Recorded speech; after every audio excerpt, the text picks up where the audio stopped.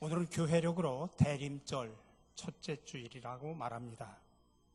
원래 동방교회는 부활절을 교회력의 시작으로 봅니다. 그러나 우리 서방교회는 8세기 이후에 대림절을 기점으로 해서 교회력의 신년을 삼았습니다. 그러니까 교회력으로 보면 지금이 신년 첫째 주일이나 마찬가지입니다. 특별히 대림절은 성 안드레 기념일이 11월 30일인데 그 11월 30일에 가장 가까운 주일을 선택을 해서 대림절이 시작이 됩니다. 그러면 특별히 대림절이 갖고 있는 의미는 뭘까? 예수 그리스도의 탄생을 기념하는 예수 성탄 전 4주간을 말합니다. 옛날에는 강림절 또 대강절 그렇게 말하기도 합니다. 예수 그리스도의 초림과 종말에 있을 구원의 완성을 기념하는 그러한 절기입니다. 대림절 기간에는 예전 색깔이 보라색을 사용을 합니다. 이 보라색은 왕의 존엄성과 또 참회 그리고 금식을 상징합니다. 그래서 대림절 첫째 주일부터 성탄절 아침까지 우리가 또 대림절 촛불을 켭니다. 오늘은 이 앞에 우리가 촛불을 켜놓지 않았습니다. 성만찬 때문에 켜놓지 않았습니다만 우리 아래에 가면 교회 학교에는 지금 앞에 전부 초 4개가 있습니다. 대림절 넷째 주간까지를 보내면서 오늘은 대림절 첫째 주일이라 초 4개 가운데 하나만 불을 붙입니다. 첫째 주일은 기다림과 소망입니다. 그리스도의 오심을 기대하고 하나님 나라의 소망을 나타냅니다. 우리는 그리스도인으로서 세상에 지치고 곤고한 자들과 어둠에 있는 자들에게 빛의 소망이 되도록 노력을 해야 됩니다. 그리스도인들의 삶을 통해서 그분께서 이루실 하나님의 나라를 그려보게 됩니다. 대림절 둘째 주일은 회개입니다. 하나님의 나라가 이루어질 수 없도록 방해한 나의 모습을 회개하는 의미에서 회개의 촛불을 켭니다. 이 주간에는 하나님의 자녀가 세상에서 어떻게 살아가야 되는지 생각하고 회개하며 지나게 됩니다. 대림절 셋째 주일은 사랑과 나눔입니다.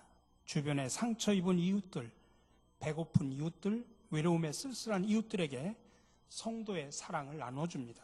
섬김과 봉사, 물질의 공급, 병든 자들을 향한 위로와 사랑의 선물들 우리가 구체적으로 실천을 해볼 필요가 있습니다. 마지막 넷째 주일은 만남과 화해입니다. 사람으로 오신 아기 예수님과의 만남과 화해를 의미하는 마지막 촛불을 켜게 됩니다. 이 주간에 우리를 찾아오신 예수 그리스도를 생각하면서 이웃을 찾아가 예수님의 사랑을 전하는 그런 기회로 삼아야 됩니다. 이런 대림절의 의미를 가지고 여러분들 대림절 한 주 한 주를 의미 있게 보내시기를 바랍니다. 특별히 오늘 대림절을 맞이하면서 우리가 예수님에 대해서 우리가 깊이 묵상하는 그런 시간을 가지려고 합니다. 특별히 우리 예수 믿는 성도들이 세상에 나가서 다른 사람들, 특별히 다른 종교를 갖고 있는 사람들하고 대화를 하다 보면 가장 힘들어하는 것이 3가지가 있다고 합니다. 첫 번째는 모든 종교는 다 비슷한 거 아니냐. 특별히 기독교와 다른 종교의 차이가 뭐냐. 두 번째는 왜 기독교는 다른 종교를 인정하지 않느냐. 왜 꼭 예수님을 믿어야 되느냐. 기독교는 너무 독선적인 거 아니냐. 세 번째는 우리가 등산을 할 때 정상에 오르는 길은 하나이듯이 어느 종교를 통해서도 진리에 도달할 수 있는 거 아니냐라고 하는 것입니다. 이런 질문들을 받게 되면 대부분 성도들은 대답을 못하고 머뭇머뭇거리고 주워들은 몇 가지 이야기를 가지고 이야기를 합니다. 여러분들은 어떻습니까? 이 3가지 질문에 자신 있게 대답을 할 수 있습니까? 그래서 오늘 여러분들 더 이상 이제는 헤매지 마시고 확실한 답변을 드리라고 이 3가지를 구체적으로 나눠보려고 합니다. 첫 번째로는 기독교와 다른 종교의 차이가 뭘까? 그 차이를 명확하게 하셔야 됩니다. 그 차이의 핵심은 방향이 완전히 다르다는 것입니다. 기독교와 다른 종교의 차이는 방향이라는 이야기입니다. 다른 모든 종교의 방향은 아래서부터 위를 향해서 올라갑니다.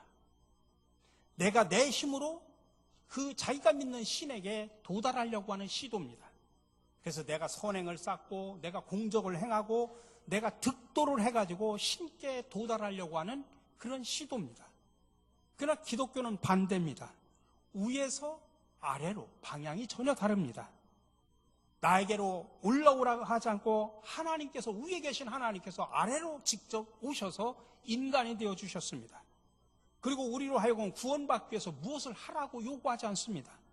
내 사랑을 받아들이라고 하는 그 주님의 말씀에 우리가 아멘으로 화답하면 되는 것입니다. 그러니 기독교와 다른 종교는 구원의 방법이 정반대라는 이야기입니다. 요약하자면 다른 종교는 스스로 하나님께 올라가는 자력 구원이라고 하면, 우리 기독교는 하나님이 우리에게 내려오는 타력 구원입니다.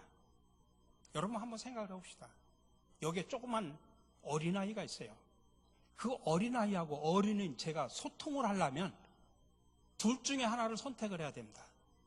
제가 그 어린아이의 눈높이에 맞추든지, 아니면 그 어린아이가 내 눈높이에 맞춰야 소통이 됩니다.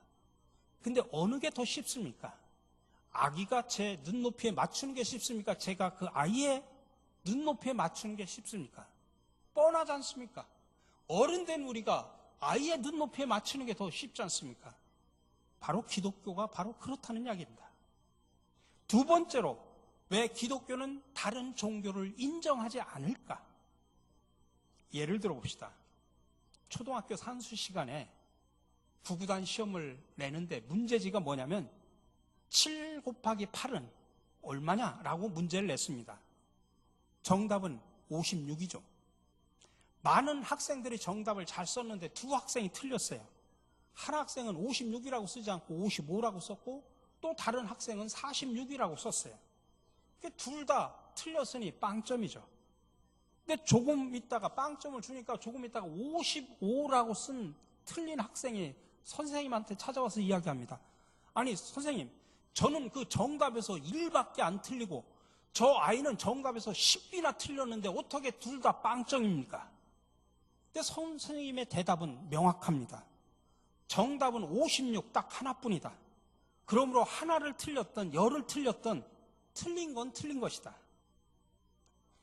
여러분, 많은 사람들이 이야기합니다. 다른 종교에 대해서도 관용을 가져야지, 왜 기독교가 독선적이냐, 그런 태도는 잘못된 것 아니냐라고 묻지만, 여러분, 이것은 관용에 대한 문제가 아닙니다.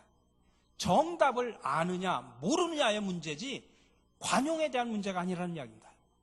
56이 정답인 것을 알면 다른 대답은 아무리 비슷해도 다 틀린 겁니다. 근데 예를 들어서 제가 정답을 몰라요. 그럼 다른 것을 향해서 맞았다 틀렸다고 나도 모르니까 말할 수 없는 것이죠. 여러분, 그러니까 이것은 관용에 대한 문제가 아니라 정답을 아느냐 모르느냐의 문제라는 이야기입니다. 마지막 세 번째로는 정상에 오르는 길은 하나지 않느냐라는 것입니다. 그렇습니다. 산의 정상은 하나밖에 없죠. 제일 높은 곳이 정상이죠. 어느 산을 가든지 그 산의 정상은 하나밖에 없습니다. 그러나 올라가는 길은 다양하죠. 이쪽 길로도 갈 수 있고 뒷길로 갈 수도 있고 다양한 길로 올라갈 수 있습니다. 그건 맞는 이야기입니다. 근데 그 이야기를 종교에다가 대입시켜서는 안 된다는 이야기입니다. 왜 그러냐면 정상, 모든 종교에서 말하는 그 정상, 그 신은 똑같지 않기 때문입니다. 기독교가 말하는 신과 불교가 말하는 신, 무당들이 말하는 신하고는 전혀 다르다는 이야기입니다. 그들이 주장하는 진리의 내용과 성격이 완전히 다르기 때문에 아무 길로나 올라가면 똑같이 정상에 오른다? 그건 말이 되질 않는다는 이야기입니다. 다신교라든지 종교 혼합주의를 신봉하는 사람들이 그런 방법을 많이 사용합니다만은 우리 하나님을 믿는 사람들은 여기에 속아 넘어서는 안 됩니다. 어떤 신을 만나려면 그 신이 제시하는 그 길을 가야 되는 것입니다. 그런 의미에서 종교는 담이 둘린 집과 마찬가지라고 말할 수 있습니다. 그래서 예수님은 뭐라고 이야기했냐면 나는 양의 문이라고 했습니다. 양이 그 우리 속에 들어가려면 문을 통과하지 않으면 안 됩니다. 다른 곳은 다 막혀 있으니까요. 그 문만으로 들어가야 됩니다. 마찬가지로 예수님을 통과하지 않으면 하나님 아버지께로 들어갈 수 없다고 하는 것입니다. 그래서 요한복음 14장에서 예수님은 분명하게 말씀하셨습니다. 내가 곧 길이요 진리요 생명이니 나로 말미암지 않고는 아버지께로 올 자가 없느니라. 근데 그 길은 많은 길 중에 하나가 아니라는 이야기입니다. 예수님이 말한 이 말씀은 내가 바로 그 길이다. 다른 길이 없다. 내가 아버지께로 가는 유일한 길이다라는 그런 뜻입니다. 그러니 여러분, 그런 다신교적인 개념에 속지 마시고 또 기독교를 여러분 스스로 독선이라고 생각하지 마시고 예수 믿는 것을 가장 최고의 인생의 축복인 줄로 믿으시기를 바랍니다. 특별히 오늘 대림절 첫째 주일을 맞이하면서 예수님께서 탄생하신 성탄절이 다가오고 있습니다. 근데 오늘은 이 성탄절이 어떻게 변질되고 또 성탄절의 본질은 뭐고 또 어떻게 성탄절을 제대로 회복할 수 있는가에 대해서 말씀을 드리려고 합니다. 성탄절의 본질의 모습을 봅시다. 성탄절에 대한 다양한 입장들이 있습니다. 첫 번째로는 이 성탄절 크리스마스에 대한 공격입니다. 지금 미국에서는 영국은 이미 오래전부터 됐습니다만은 메리 크리스마스, 성탄 인사에 메리 크리스마스라는 말을 공적으로 사용할 수가 없습니다. 다른 종교에 대해서 적대적이라고 하는 표현 때문에 이슬람, 유대교, 힌두교, 불교 신자에게 예수님의 탄생을 축하하는 메리 크리스마스라고 하는 인사는 적절하지 못하다라고 하는 이유 때문에 공적인 곳에서는 사용할 수가 없습니다. 그런 이유 때문에 크리스마스 시즌에 메리 크리스마스가 아니라 해피 할리데이라고 하는 말을 씁니다. 그 전에 전 미국 대통령인 버락 오바마 대통령이 2016년 백악관에서 마지막 보내는 크리스마스 카드에다가 뭐라고 썼냐면 메리 크리스마스 대신 버락 오바마 대통령도 전 대통령도 독실한 기독교인이었습니다. 근데 그가 메리 크리스마스라고 쓰지 않고 해피 할리데이스라는 말을 썼습니다. 오죽하면 그 다음 대통령인 트럼프 대통령이 후보 시절에 내가 집권하면 크리스마스라는 용어를 회복하겠다라고 선언을 해가지고 당시에 보수 기독교인들의 지지를 받기까지도 했습니다. 또 하나는 이와 정반대의 현상입니다. 지금은 여러분 우리나라에서 성탄절이 다른 종교로부터 축하를 받기도 합니다. 조계종에 가면 성탄절 이 시즌에 아마 서울 조계종에 가면 여러분 저 곧 보게 될 것입니다만은 아기 예수 탄생을 축하합니다라는 그런 현수막이 걸려 있습니다. 제가 다니던 학교가 수일이 있는데 그 위에 보면 바로 화개사라는 절이 있습니다. 그 화개사라는 절에도 성탄절 시즌이 되면 현수막을 걸어 놓습니다. 아기 예수의 탄생을 축하합니다라고 그렇게 다 종교에서도 그렇게 환영하는 그런 현상도 있습니다. 또 하나는 크리스마스에 상업합니다. 여러분 크리스마스 트리, 카드, 선물, 산타클로스 막 이런 것들이 마치 성탄절의 주인공처럼 돼가고 있습니다. 여러분 시장이나 백화점에 가면 교회보다 더 현란하고 화려합니다. 근데 이런 세 가지 현상의 공통점이 뭔지 아십니까? 크리스마스가 변질되어 가고 있다고 하는 것을 단적으로 보여주는 것입니다. 자, 그렇다면 크리스마스의 본질은 무엇일까요? 크리스마스는 예수라는 아기 탄생을 축하하는 것이 크리스마스의 본질이 아닙니다. 베들레헴에서 탄생하신 그 아기, 그분이 바로 약속된 메시아라고 하는 것 우리가 고백하고 기념하고 축하하는 것입니다. 하나님이 모든 사람들을 위해 구원자 그리스도를 이 땅에 사람으로 보내셨음을 고백하고 우리가 그것을 축하하고 그것을 전파하는 것, 이게 바로 성탄절의 본질입니다. 그렇기 때문에 성탄절을 우리가 바로 지키기 위해서는 예수와 그리스도의 관계를 정확하게 하셔야 됩니다.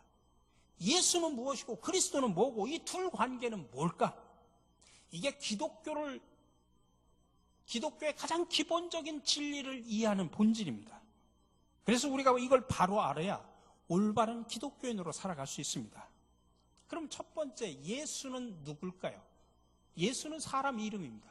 이광수, 누구 하듯이 사람 이름이 예수예요. 그때 예수라는 이름은 흔했어요. 예수예요. 사람이에요. 근데 그 다양한 예수 가운데 구체적으로 인간의 모습을 가지고 유대 땅 베들레헴에 태어난 그분, 하나님의 약속대로 육신이 되어 세상에 태어난 그분, 다윗의 후손으로 이 땅에 오신 그 예수, 여러 예수 가운데 바로 그 예수를 말하는 것입니다. 자, 그럼 그리스도는 무엇일까요? 그리스도는 헬라어입니다. 헬라어 발음으로는 크리스토스라고 표현합니다. 기름 부음을 받은 자라는 뜻입니다. 이 헬라어를 히브리어로 번역하면 메시아라는 뜻입니다. 십자가에서 죽고 부활하셔서 우리를 구원하신 바로 그분을 말하는 것입니다. 그러므로 우리가 예수를 믿는다라고 할 때 그 말은 무슨 뜻이냐면 예수가 그리스도다라는 말을 믿는다라는 뜻입니다. 그래서 우리가 예수 믿는 사람을 뭐라고 표현하냐면 그리스도인이라는 표현입니다. 예수가, 그 아기 예수로 태어난 그 예수가 우리 인간을 구원할 그리스도이시다, 메시아이다 라고 고백하는 것, 그게 바로 예수 믿는다라는 말의 뜻입니다. 그래서 우리가 성탄절에도 세례를 줍니다만 세례 줄 때 뭐라고 이야기합니까? 예수를 그리스도로 믿는 누구에게 내가 성부와 성자와 성령의 이름으로 세례를 주노라, 그렇게 말을 합니다. 우리에게 예수님은 당연히 그리스도입니다. 그래서 예수 그리스도라고 말합니다. 여러분, 기독교의 최초의 복음 전도할 때 전도의 내용이 뭔지 아십니까? 사도행전 9장 22절에 나옵니다. 예수를 그리스도라 증언하여. 예수는 그리스도입니다. 이렇게 전하는 것이 복음 선포의 최초의 이야기라 이 말씀입니다. 그러니 이제 우리는 성탄절을 바로 회복해야 됩니다. 오늘 우리가 읽은 이 본문 말씀은 예수님의 제자들이 예수님한테 질문한 내용입니다. 오늘 23절에 보니까 세상 끝에는 무슨 징조가 있으리까? 여기에 대해서 예수님이 자세하게 설명한 것이 24장, 25장의 내용입니다. 그래서 마태복음 24장과 25장을 감람산 설교라고 그렇게 통칭 말하는데 그 설교의 핵심은 뭐냐면 예수님이 말한 종말론입니다. 그럼 종말의 가장 특징이 뭘까? 종말이 되면 자칭 그리스도다, 자칭 구원자다라고 하는 사람들이 등장을 해가지고 수많은 사람들을 미혹한다고 하는 것입니다. 그런 우리에게 예수님은 경고합니다. 23절, 26절에서 말합니다.